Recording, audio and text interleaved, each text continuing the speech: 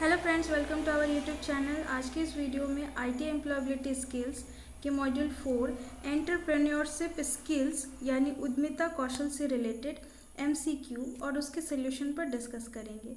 इस मॉड्यूल पर total 17 question है, तो चलिए वीडियो को स्टार्ट करते हैं इस मॉड्यूल के पहले क्वेश्चन से। पहला क्वेश्चन है, a person who is associated with the starting of business is called. वह व्यक्ति जो व्यवसाय की शुरुआत से जुड़ा होता है कहलाता है। ऑप्शन ए है मर्चेंट व्यापारी, ऑप्शन बी है एंटरप्रेन्योर उद्यमी, ऑप्शन सी बिजनेसमैन यानी व्यवसायी, या ऑप्शन डी सेल्स एग्जीक्यूटिव। तो फ्रेंड्स, क्वेश्चन में पूछा गया है कि उस व्यक्ति को क्या कहेंगे जो व्यवसाय की शुरुआत से जुड़ा होता है। ऑप्शन ए है मर्चेंट यानी व्यापारी। व्यापारी व्यवसाय या रोजगार करने वालों को कहते हैं। एंटरप्रेन्योर वह व्यक्ति को कहा जाता है जो नया व्यवसाय बनाता है। बिजनेसमैन उसे कहते हैं जो विशेष रूप से व्यापार करता है। ऑप्शन डी सेल्स एग्जीक्यूटिव उसे कहते हैं जो किसी प्रोडक्ट या वस्तु को बेचने वाला होता है और सीधे ग्राहक से जुड़ने वाला व्यक्ति होता है, उसे हम सेल्स एग्जीक्यूटिव कहते हैं। तो इस तरीके से इस क्वेश्चन का राइट आंसर हो जाएगा ऑप्शन बी यानी एंटरप्रेन्योर उद्यमी। एंटरप्रेन्योर वह व्यक्ति को कहा जाता है जो नया व्यवसाय बनाता है, यानी ये शुरुआत से जुड़ा होता है। ठीक है, तो इस क्वेश्चन का राइट आंसर हो जाएगा ऑप्शन बी। वह व्यक्ति जो व्यवसाय की शुरुआत से जुड़ा होता है उसे हम उद्यमी यानी एंटरप्रेन्योर कहते हैं। ठीक है, तो इसका राइट आंसर हो जाएगा ऑप्शन बी। नेक्स्ट क्वेश्चन पर आते हैं। नेक्स्ट क्वेश्चन है, as compare to small scale business large scale business require. छोटे पैमाने के व्यवसाय की तुलना में बड़े पैमाने के व्यवसाय की आवश्यकता होती है। तो यहाँ पे स्मॉल स्केल बिजनेस यानी छोटे पैमाने के व्यवसाय की तुलना करना है बड़े पैमाने के व्यवसाय के साथ। इसमें बताना है कि बड़े पैमाने के व्यवसाय के लिए क्या आवश्यकता होती है इनमें से। ठीक है, ऑप्शन ए है लेस नंबर ऑफ पर्सन्स, व्यक्तियों की कम संख्या। ऑप्शन बी है लेस नंबर ऑफ कैपिटल, पूंजी की कम संख्या। ऑप्शन सी है मोर नंबर ऑफ पर्सन, अधिक संख्या में व्यक्ति। या ऑप्शन डी है स्मॉल मशीन्स एंड टूल्स, छोटी मशीनें और उपकरण। तो जैसा कि हम सभी जानते हैं कि अगर छोटे पैमाने की व्यवसाय अगर करनी होती है तो उसमें हमें कम पूंजी की ज़रूरत होती है, कम व्यक्तियों की, और कम मशीनें उपकरण से भी हो जाती है। लेकिन अगर हमें लार्ज स्केल बिजनेस यानी बड़े पैमाने की व्यवसाय अगर करनी होगी तो उसमें हमें पैसे भी अधिक लगेंगे, यानी पूंजी अधिक लगेगी, व्यक्तियों की संख्या भी अधिक लगेगी और मशीनें भी अधिक लगेगी। ठीक है, तो इसका राइट आंसर क्या हो जाएगा इस क्वेश्चन का? इस क्वेश्चन का राइट आंसर हो जाएगा option C more number of person. ठीक है, क्योंकि यहाँ पूछा गया है कि बड़े पैमाने की व्यवसाय की आवश्यकता क्या है। तो इसमें हमें अधिक पूंजी की ज़रूरत होती है, अधिक व्यक्तियों की ज़रूरत होती है, अधिक मशीनें और उपकरण की ज़रूरत होती है। तो ऑप्शन ए में दे रखा है कि व्यक्तियों की कम संख्या, तो व्यक्तियों की कम संख्या स्मॉल स्केल बिजनेस में होती है, लार्ज स्केल बिजनेस में नहीं होती है, तो ये ऑप्शन गलत हो जाएगा। ऑप्शन बी में है लेस नंबर ऑफ कैपिटल यानी पूंजी की कम संख्या। बड़े पैमाने के व्यवसाय के लिए हमें अधिक रुपए की ज़रूरत होगी, पूंजी की अधिक, कैपिटल की अधिक ज़रूरत होती है, तो ये ऑप्शन भी गलत हो जाएगा। ऑप्शन डी है स्मॉल मशीन एंड टूल्स, छोटी मशीनें और उपकरणें। तो बड़े पैमाने पे ऑब्वियसली कि जो मशीन उपकरण होंगी वो बड़े ही स्केल में होंगी, तो ये भी ऑप्शन गलत हो जाएगा। तो राइट आंसर हो जाएगा option C more number of person, क्योंकि बड़े पैमाने के व्यवसाय के लिए अधिक संख्या में व्यक्ति लगेंगे। ठीक है, इसकी आवश्यकता होगी, तो राइट आंसर हो जाएगा ऑप्शन सी। नेक्स्ट क्वेश्चन पर आते हैं। नेक्स्ट क्वेश्चन है, entrepreneurship is also term as, उद्यमिता को के रूप में भी कहा जाता है। ऑप्शन ए है investor, option B employer, option C self employment, या ऑप्शन डी एम्प्लॉयमेंट सीकर। तो इसका राइट आंसर हो जाएगा ऑप्शन सी यानी self employment. Entrepreneurship is also term as self employment, उद्यमिता को स्वरोजगार के रूप में भी कहा जाता है, क्योंकि एंटरप्रेन्योर जो होते हैं उद्यमी, वो शुरुआत से उद्यम को लगाते हैं। ठीक है, यानी कि एक नया व्यवसाय बनाता है, शुरुआत से जुड़ा होता है और साथ ही साथ स्वरोजगार भी उत्पन्न करता है। इसीलिए एंटरप्रेन्योरशिप को हम स्वरोजगार के रूप में भी कह सकते हैं। तो इसका राइट आंसर हो जाएगा ऑप्शन सी, उद्यमिता को स्वरोजगार के रूप में भी कहा जाता है। तो इसका राइट आंसर हो गया ऑप्शन सी। नेक्स्ट क्वेश्चन पर आते हैं। नेक्स्ट क्वेश्चन है, for medium manufacturing enterprises the investment in plant and machinery is between. मध्यम विनिर्माण उद्यमों के लिए संयंत्र और मशीनरी में निवेश के बीच है।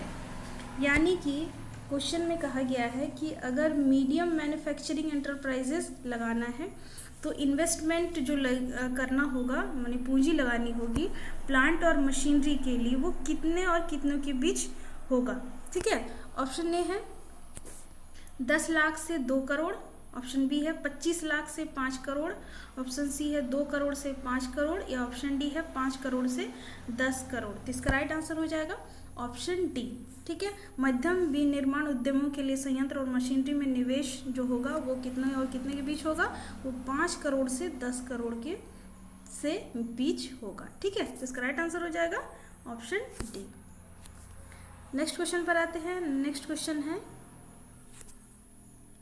इन स्वॉट एनालिसिस एस स्टैंड्स फॉर। स्वॉट विश्लेषण में एस का अर्थ है।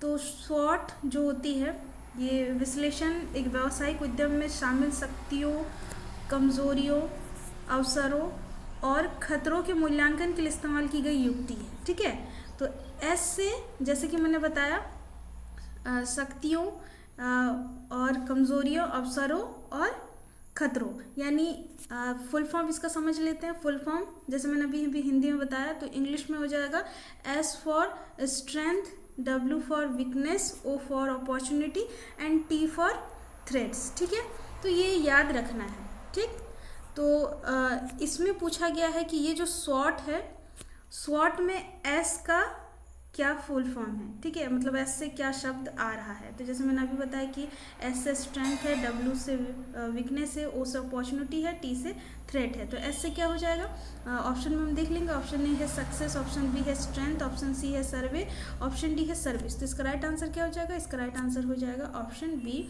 यानी strength. In short analysis S stand for strength. तो इसका राइट आंसर ऑप्शन बी।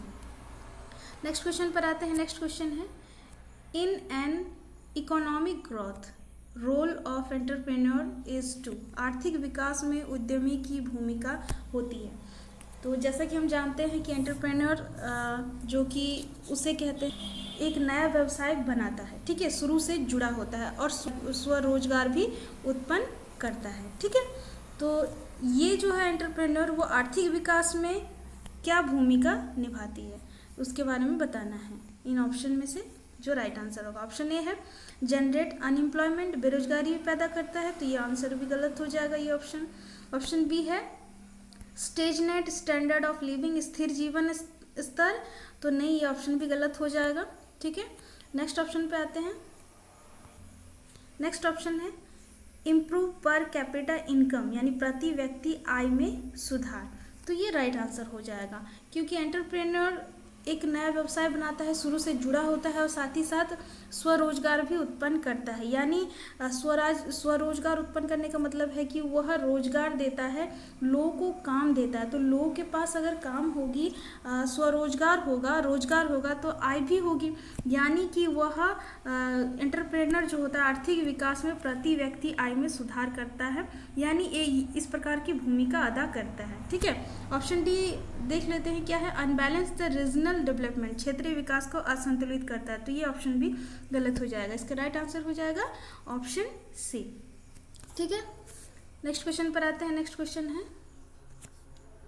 इन स्वॉट analysis which pair is helpful.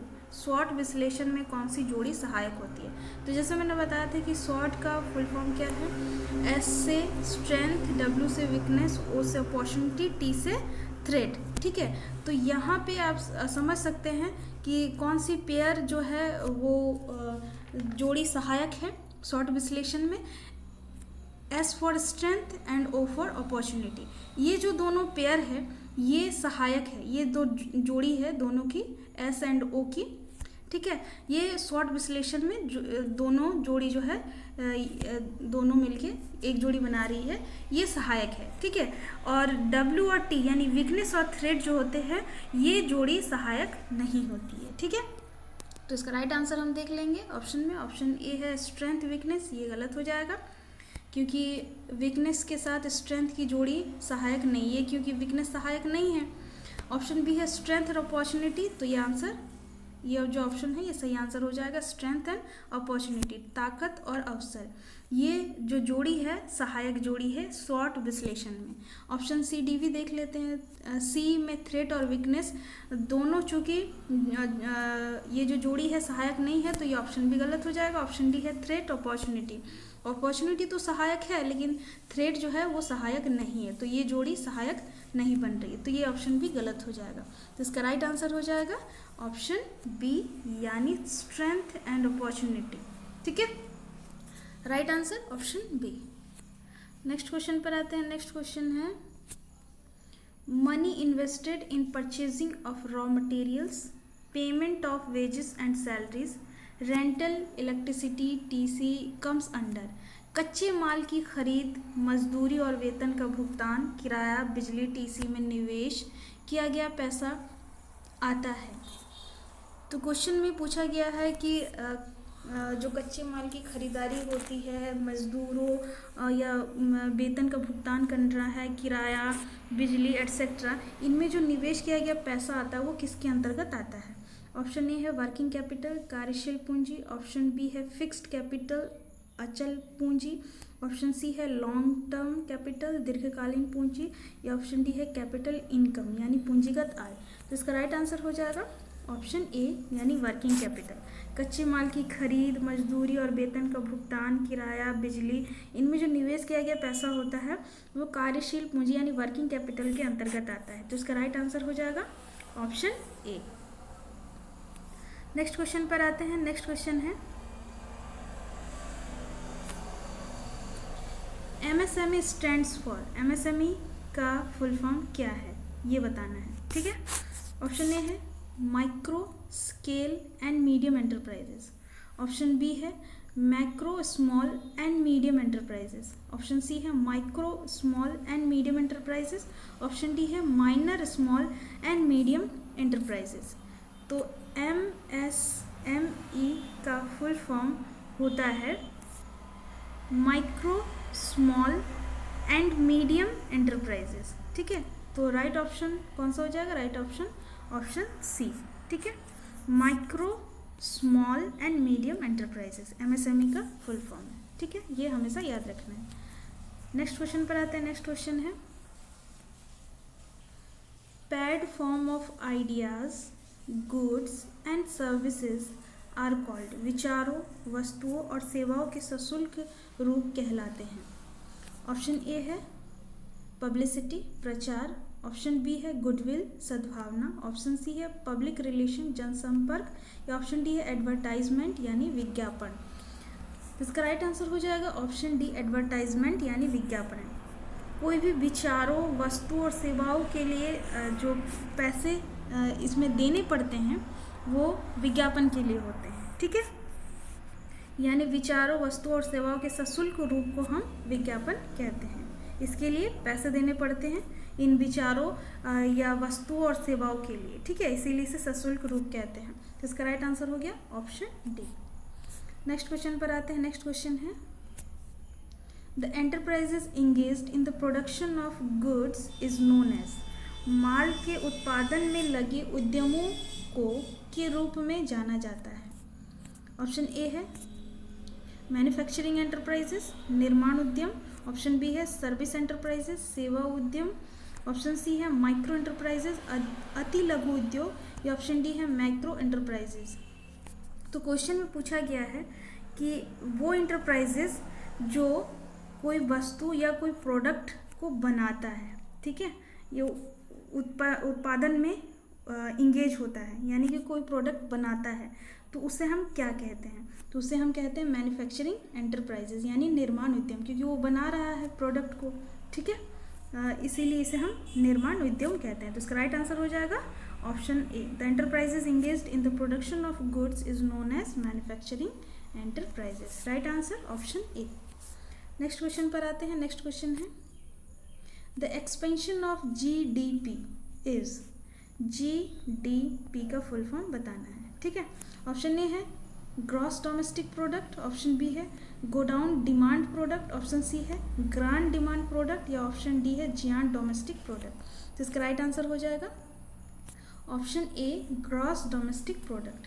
GDP का फुल फॉर्म होता है ग्रॉस डोमेस्टिक प्रोडक्ट। तो इसका right answer option A. Next question पर आते हैं।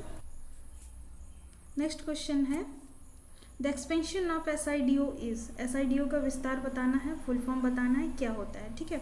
ऑप्शन ए है small industries development organisation, option B है small income development organisation, option C है स्मॉल इन्वेस्टमेंट डेवलपमेंट ऑर्गेनाइजेशन, या ऑप्शन डी है स्टैंडर्ड इंडस्ट्री डेवलपमेंट ऑर्गेनाइजेशन। तो इसका राइट आंसर हो जाएगा ऑप्शन ए, यानी SIDO का फुल फॉर्म होता है स्मॉल इंडस्ट्रीज डेवलपमेंट ऑर्गेनाइजेशन। तो इस क्वेश्चन का राइट आंसर ऑप्शन ए।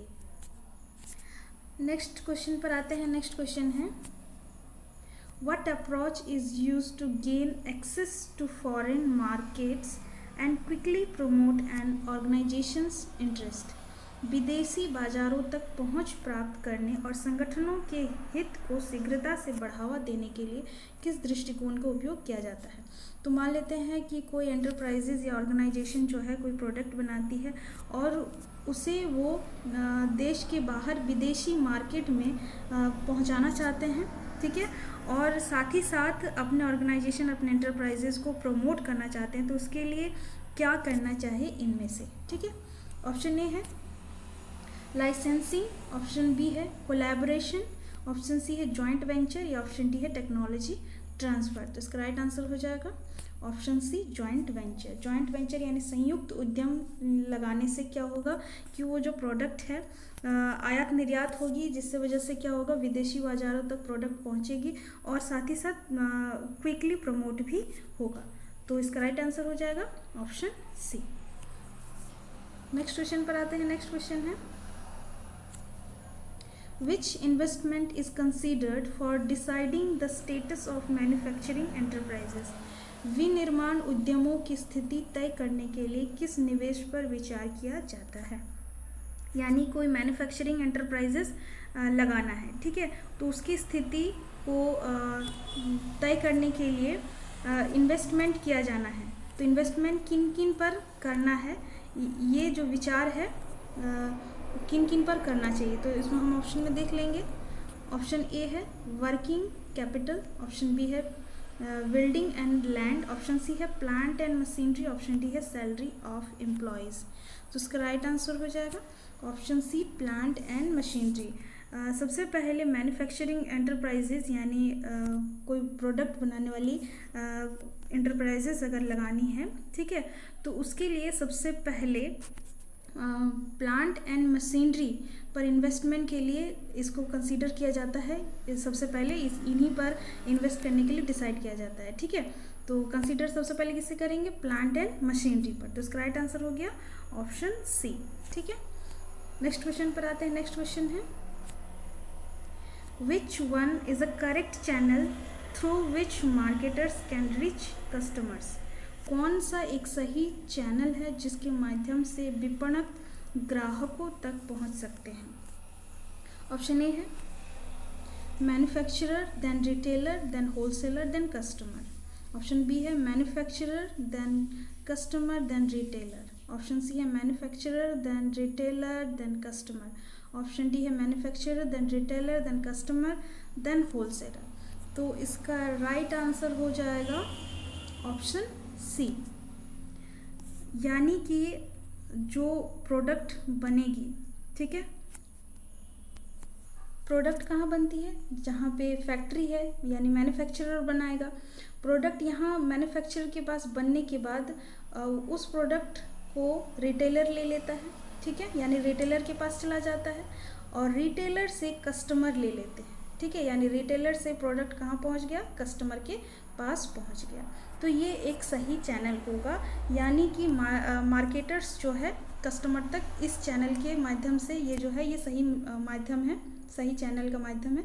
इस तरीके से जो मार्केटर्स है कस्टमर तक पहुंचते हैं, यानी प्रोडक्ट पहले मैन्युफैक्चरर के पास बना, फिर रिटेलर के पास गया और रिटेलर के बाद कस्टमर के पास फाइनली पहुंच गया, ठीक है। तो इसका राइट आंसर क्या हो जाएगा, ऑप्शन सी, ठीक। ऑप्शन सी जो है एक सही चैनल है जिसके माध्यम से विपणक ग्राहकों तक पहुंच सकते हैं, ठीक। तो इसका राइट आंसर हो गया ऑप्शन सी। नेक्स्ट क्वेश्चन, और इस मॉड्यूल का ये लास्ट क्वेश्चन है, which one is a web based accounting, कौन सा एक वेब आधारित लेखांकन है। ऑप्शन ए है software design for modern business, आधुनिक व्यवसाय के लिए डिज़ाइन किया गया सॉफ्टवेयर। ऑप्शन बी है बिजी, ऑप्शन सी है टैली, ऑप्शन डी है बिंग्स। तो इसका राइट आंसर हो जाएगा ऑप्शन सी, यानी टैली। टैली एक सॉफ्टवेयर पैकेज है जिसका जो उपयोगकर्ता होते हैं वो खातों का रिकॉर्ड रखने, हिसाब किताब रखने या उनके व्यवस्थापन के लिए करते हैं, ठीक है, टैली। तो इसका राइट आंसर हो गया ऑप्शन सी। इस प्रकार से यह एक वेब आधारित लेखांकन है, यानी वेब बेस्ड अकाउंटिंग है। Right answer option C. I hope कि इस वीडियो में जितने भी सारे क्वेश्चन पर डिस्कस किए गए वो सभी आपको समझ आ गए होंगे। अगर वीडियो पसंद आई तो लाइक, शेयर और कमेंट ज़रूर करें और अपने दोस्तों को भी बताएं, क्योंकि नेक्स्ट AITT एग्ज़ाम 2022 बहुत जल्द होने वाली है, CBT एग्ज़ाम। तो आप लोग तैयारी करिए और ऑल द बेस्ट, और अच्छे से अच्छे मार्क्स ज़रूर लाएंगे, मेहनत करते रहिए। और इस मॉड्यूल के बाद नेक्स्ट का मॉड्यूल का जितने भी सारे क्वेश्चन होंगे हम लोग नेक्स्ट वीडियो में डिस्कस करेंगे। तब तक के लिए धन्यवाद। जय हिंद, जय भारत।